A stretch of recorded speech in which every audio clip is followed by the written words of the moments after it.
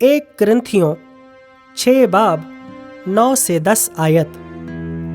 क्या तुम नहीं जानते कि बदकार खुदा की बादशाही के वारिस ना होंगे?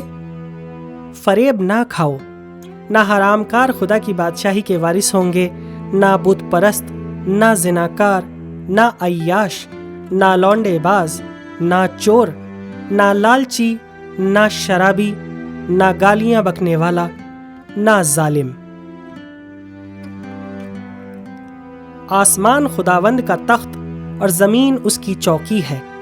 वो इस कुल कायनात का बादशाह है और उसकी बादशाहत में दाखिल होने के लिए हमें पाक कलाम की कही बातों के मुताबिक अपनी ज़िंदगी को ढालना है।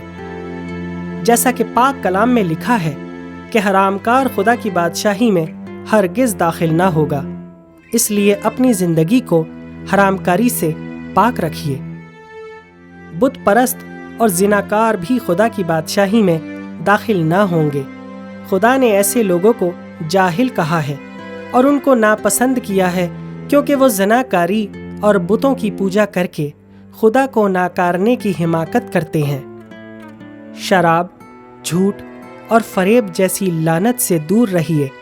निकाह की सूरत में अपनी ज़िंदगी को पाक रखें, ताकि आप और आपकी औलाद हरामकार और जिनाकार ना कहलाएं।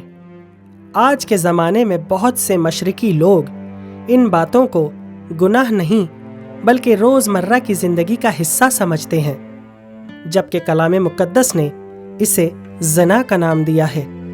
अगर आप खुदा की बादशाही में शरीक होना चाहते हैं तो अपनी ज़िंदगी को झूठ, लालच, चोरी, बुत परस्ती, ज़ना और हरामकारी जैसी बदकारियों से पाक रखिए।